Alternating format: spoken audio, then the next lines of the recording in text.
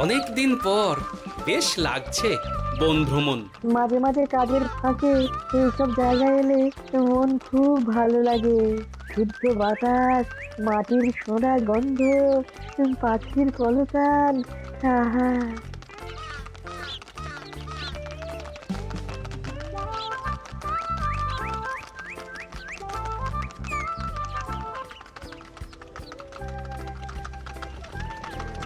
মহারাজের রথ থামছে।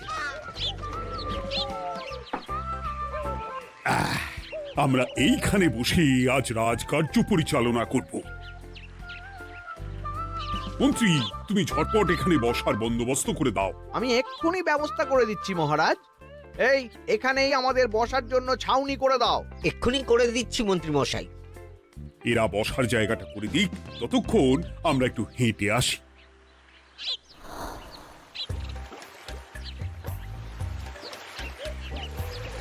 সকালবেলা হাঁটা শরীরের পক্ষে খুব ভালো মহারাজ।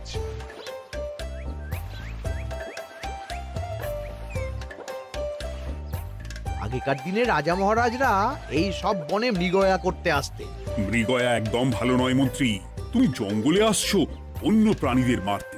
কেন মারবে? ওরা তো তোমার কোনো ক্ষতি করেনি। না, তা করেনি, কিন্তু তখন ওটা রাজা মহারাজাদের খেলা ছিল। শুনেছি আপনার প্রপিতামহ খুব ভালো বাঘ শিকার করতেন, অনেক বাঘ মেরেছেন। মন্ত্রী, তুমি একটা কথা হয়তো জানো না। আমার প্রপিতামহ শিকার করতেন, কিন্তু কোনো স্বাভাবিক জানোয়ারকে নয়। যে বাঘ মানুষ খেকো হয়ে প্রজাদের ক্ষতি করত, আমার প্রপিতামহ সেই সমস্ত বাঘদেরই মারতেন। এছাড়া উনি বন্য প্রাণী সংরক্ষণ করতে বড়ই ভালোবাসতেন।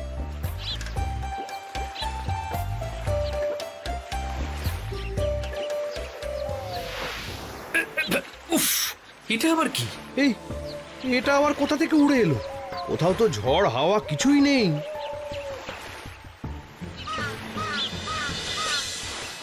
একটা ধাঁধা মহারাজ, এই কাগজে লেখা। ধাঁধা? পড়ো দেখি। জোয়ার ভাটা প্রভুর খেলা, ভাটা হবে হলে বেলা। ভাটা হলেই দেখা যাবে লাল রঙের এক পাথর পাবে। নদীর ধারে গর্ত করে যত্নে সাজাই কলস ভরে। হেথায় হোথায় ছড়িয়ে যাহা, অন্ধকারে জলে তাহা। ঢুকলে চক্ষু ঝলসে যাবে, হাতের কাছে ঘন্টা পাবে। ঠিক ঘন্টা বাজলে পরে পড়বে ঝরে থরে থরে। ঘন্টা যদি হয় ভুল, যেন তুমি হারাবে কুল। ঠিক ঘন্টা চিনতে হলে নকশা দেখো চক্ষু খুলে।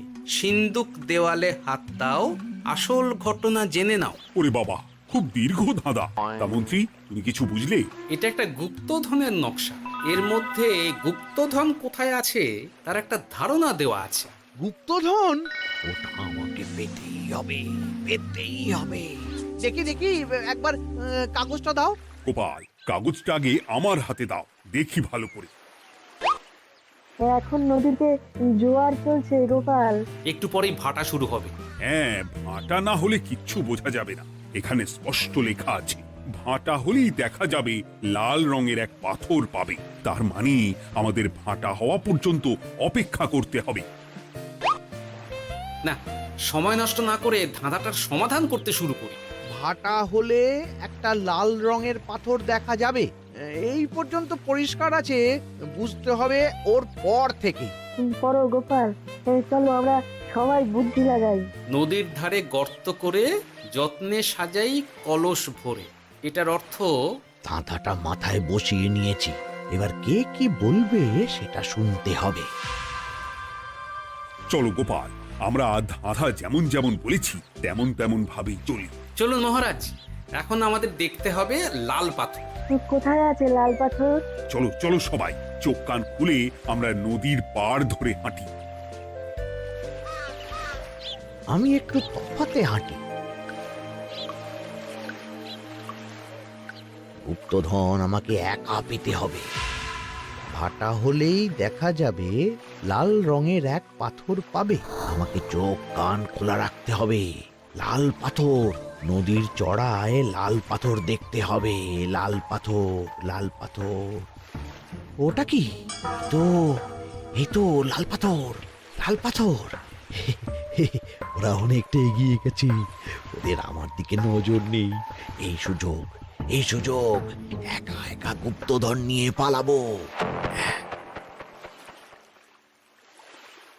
আহ, এ, এ।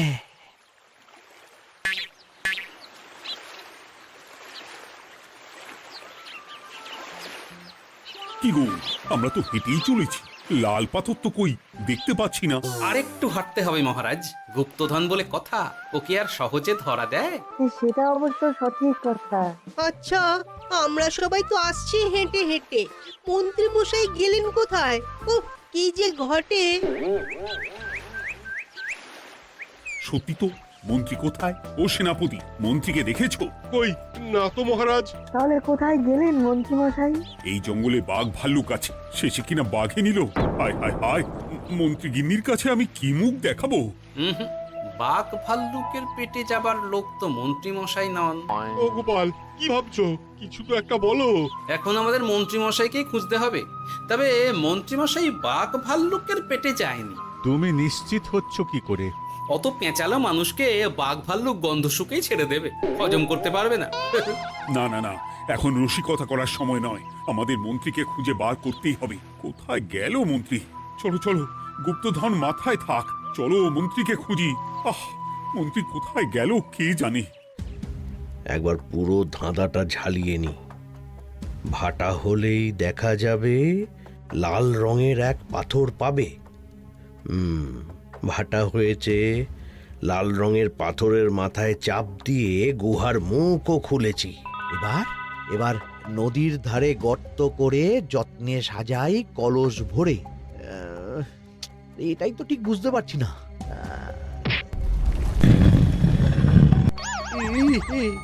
এই রে, এবার কি হবে? হ্যাঁ, মহারাজ, কোথাও একটা আওয়াজ হলো। এই, আওয়াজটা কোন দিক থেকে হলো? চলুন সামনে এগিয়ে যাই। আমার মনে হয় আওয়াজটা সামনের দিক থেকে এলো। আমারও তাই মনে হলো। তবে কি মন্ত্রী মশাই লাল পাথরের হদিশ পেয়ে গেছেন? আমাদের চোখে পড়লো না, অথচ মন্ত্রী মশাইয়ের চোখে পড়ে গেল। আসলে আমরা কথা বলতে বলতে গেছি, তাই নজরে পড়েনি। মন্ত্রী মশাই একা একা আমাদের পেছন পেছন আসছিলেন। উনি ইচ্ছে করেই আমাদের পেছনে পেছনে আসছিলেন। নিজে একা গুপ্তধন নিয়ে যেতে চেয়েছিলেন, এখন কোথায় আছেন কে জানে।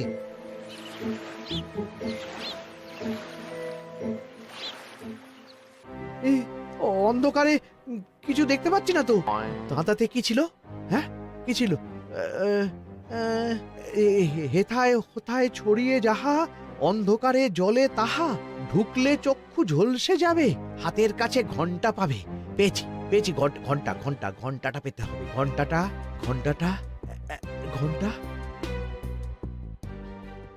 ভাটা হলেই দেখা যাবে লাল রঙের এক পাথর পাবে, নদীর ধারে গর্ত করে যত্নে সাজাই কলস ভরে, হেথায় হোথায় ছড়িয়ে যাহা, অন্ধকারে জলে তাহা, ঢুকলে চক্ষু ঝলসে যাবে, হাতের কাছে ঘন্টা পাবে। ঠিক ঘন্টা বাজলে পরে পড়বে ঝরে থরে থরে, ঘন্টা যদি হয় ভুল যেন তুমি হারাবে কুল। ঠিক ঘন্টা চিনতে হলে নকশা দেখো চক্ষু খুলে, সিন্দুক দেওয়ালে হাত দাও, আসল ঘটনা জেনে না। এবারে ভালো করে ঠান্ডা মাথায় ভাবতে হবে। ভাটা হলেই দেখা যাবে লাল রঙের এক পাথর পাবে। সেই লাল পাথরটাই তো খুঁজে পাওয়া যাচ্ছে না, অথচ মন্ত্রী মশাই খুঁজে পেলেন। আওয়াজটা কোথা থেকে আসছিল? এই কাছে পিঠে এই কোথা থেকে আওয়াজটা আসছিল।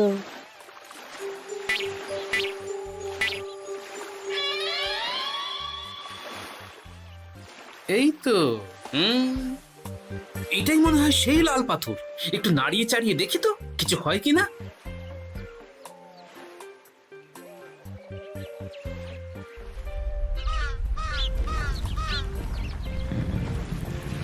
এই তো, কাজ হয়েছে।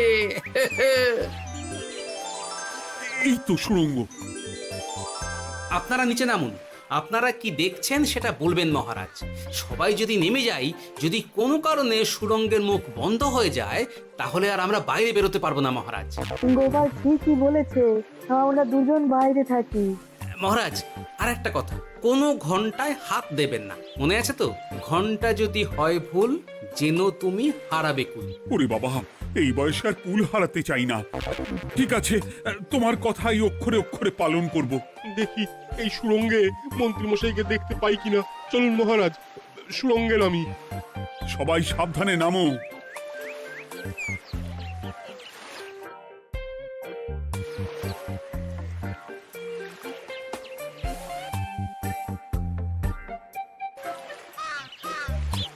মহারাজ, ওখানে কি কি দেখতে পাচ্ছেন? ওখানে কি মন্ত্রী মশাই আছেন? না গোপাল, মন্ত্রীকে এখনো দেখতে পাইনি। শুধু আমি এখানে অজস্র পাথর দেখতে পাচ্ছি। পাথরে পাথরে ছয়লা, ছোট বড় অজস্র। পাথরগুলো বড় অদ্ভুত, কিরকম কিরকম মানুষ মানুষ গড়ন। লম্বা বেঁটে হরেক রকম। মানুষ মানুষ গরম, সেটা কি রকম? আর কিছু? কোনো কলসি কি দেখতে পাচ্ছেন? কলসি তো দেখতে পাচ্ছি না।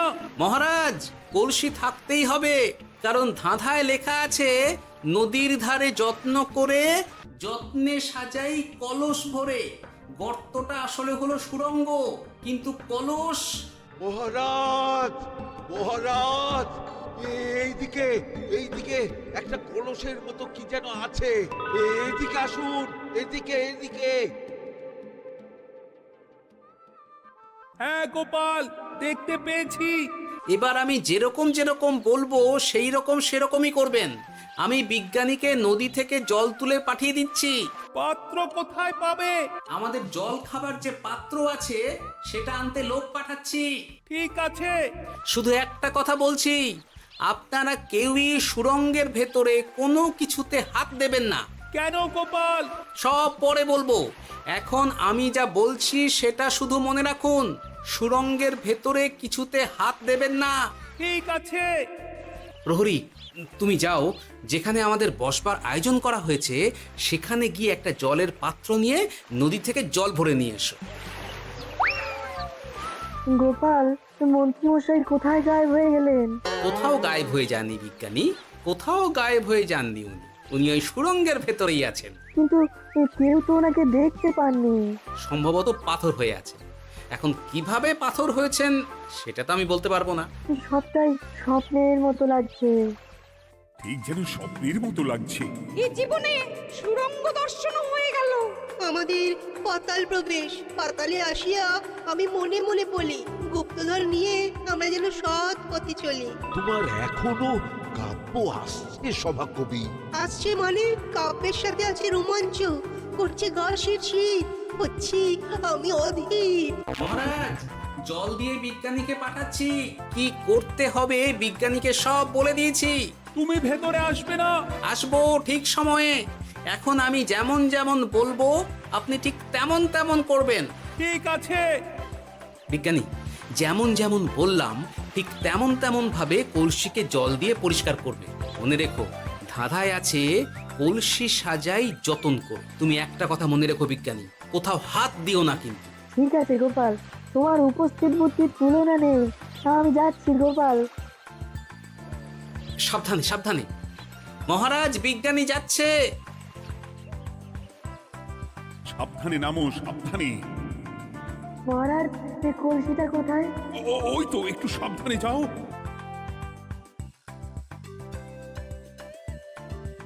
বিজ্ঞানী, কলসির দেখা পেয়েছো? পেয়েছি পেয়েছি পেয়েছি। এবারে কলসিটাকে ভালো করে জল দিয়ে ধুয়ে দাও। কলসির আলোয় সুড়ঙ্গ আলোকিত গোপাল। এরপর কি? ভালো করে দেখুন মহারাজ, কোথাও ঘন্টা দেখতে পাচ্ছেন কিনা? ঘন্টা একটা তো নয়, সার সার ঘন্টা, অনেকগুলো ঘন্টা। সাবধান, ঘন্টায় হাত দেবেন না, শুধু দেখুন।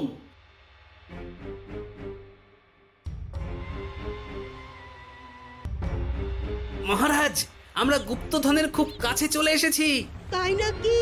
কি মজা কি মজা, এবার খাবো ক্ষীরের গজা। আহ, সভাকবি চুপ করো। এখনো আমরা গুপ্তধন পাইনি।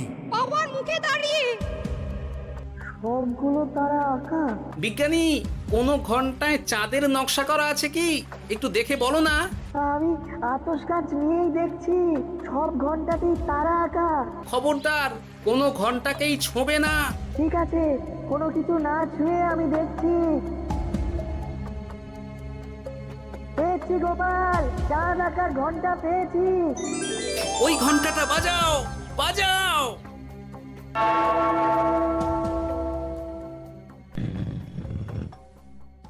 গুপ্তধন পেয়েছেন মহারাজ?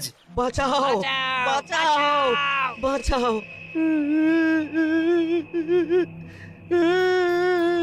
বাঁচান মহারাজ, বাঁচান বিজ্ঞানী, মহারাজ, মন্ত্রীর গলা পাচ্ছ না? মহারাজ, আমি পাথর হয়ে আছি, আমাকে মানুষ করুন মহারাজ। তুমি তো মানুষই ছিলে, হঠাৎ করে পাথর হলি কেন? মহারাজ, গুপ্তধন পেয়েছেন? পেয়েছি, তার সাথে মন্ত্রীকেও পেয়েছি। মন্ত্রী এইখানে কোথাও পাথর হয়ে দাঁড়িয়ে আছে। দাঁড়ান মহারাজ, এবার আসছি। সাবধানে এসো। আমি ভেতরে যাচ্ছি, বুঝলে? যদি কোনো কারণে দেখো পাথরটা গুহার মুখটা আটকে দিয়েছে, অমনি তোমাদের কাজ হলো পাথরটাকে ছুঁয়ে ফেলা, বুঝলে? ঠিক আছে গোপাল দাদা। আমার মনে হয় বিপদ আর কিছু ঘটবে না, তবুও সাবধানের তো মান নেই। ঠিক আছে, তুমি নিশ্চিন্তে ভেতরে যাও। বাঁচাও, আমাদের বাঁচাও, আমাদের সবাইকে মানুষ করুন। আমাকে মানুষ করুন মহারাজ। আপনাকে তো মানুষ করা হবে মন্ত্রী মশাই। আগে বলুন, আপনি পাথর হলেন কি করে? ও, মনে পড়েছে, ধারার শেষ লাইন, সিন্দুক দেওয়ালে হাত দাও, আসল খবর জেনে না। সত্যি গোপাল, তুমি না থাকলে এই এত কিছু আমাদের সবার কাছে অজানাই থেকে যেত।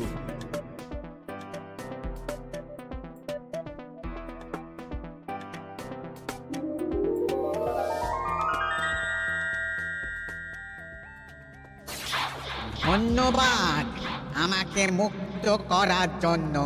আপনি কে? আমি যক্ষ। আমাকে এই ধন সম্পত্তি পাহারা দেওয়ার জন্য এক ডাকাত দলের সর্দার যক্ষ করে রেখেছিল। আমি 100 বছর ধরে এইখানে যক্ষ হয়ে আছি। আমি তোমার জন্য মুক্ত হলাম গোপাল। এই সম্পত্তি তোমার গোপাল। সম্পত্তি নিয়ে আমি কি করব? আমি এই সব সম্পত্তি মহারাজকে দান করলাম, রাজ্যের অনেক কাজ হবে।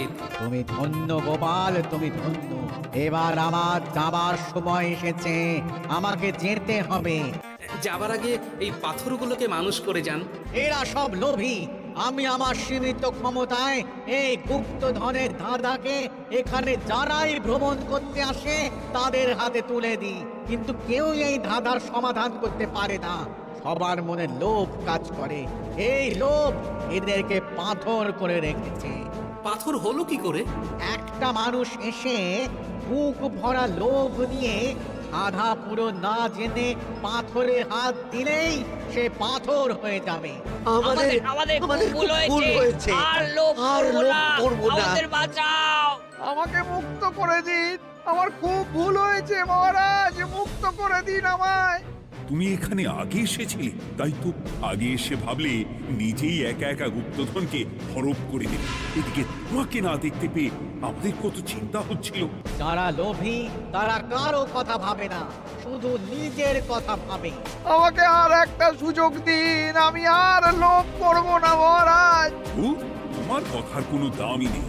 না মহারাজ, আমাকে আর একটা সুযোগ দিয়ে দেখুন, আমি আর লোভ করব না, আমাকে মানুষ করুন মহারাজ।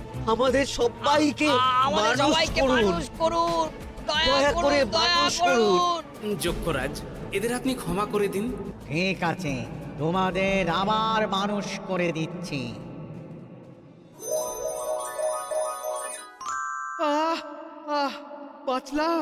বাঁচলাম। এই রকম বারবার বাঁচা যাবে না, কিন্তু এবার সাপ ব্যাং যাই হবে না কেন ওইভাবেই থাকতে হবে, এই আমি বলে দিলাম। এবার আমার মুক্তি। মুক্তি নেবার আগে আরেকটা প্রশ্ন, যে ডাকাত সর্দার তার সম্পত্তিকে রাখার জন্য আপনাকে যক্ষ বানিয়েছিল, এই সম্পত্তি তো তাদের, আমরা তো নিতে পারি না। লোভ বড় খারাপ গোপাল। অতিরিক্ত লোভ মানুষকে পশু করে দেয়। ওই ডাকাত দল এই সম্পত্তির জন্যে সবাই কাটাকাটি করে মরে গেছে, কেউ আর বেঁচে নেই।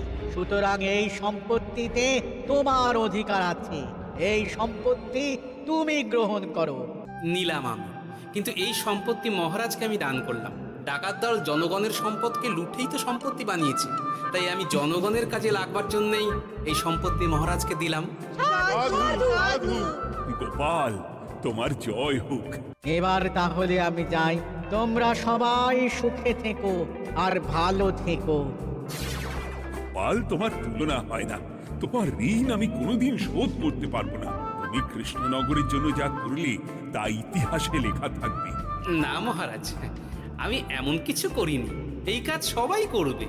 জয় গোপালের জয়, জয় গোপালের জয়, জয় কৃষ্ণনগরের জয়। জয় কৃষ্ণনগরের জয়।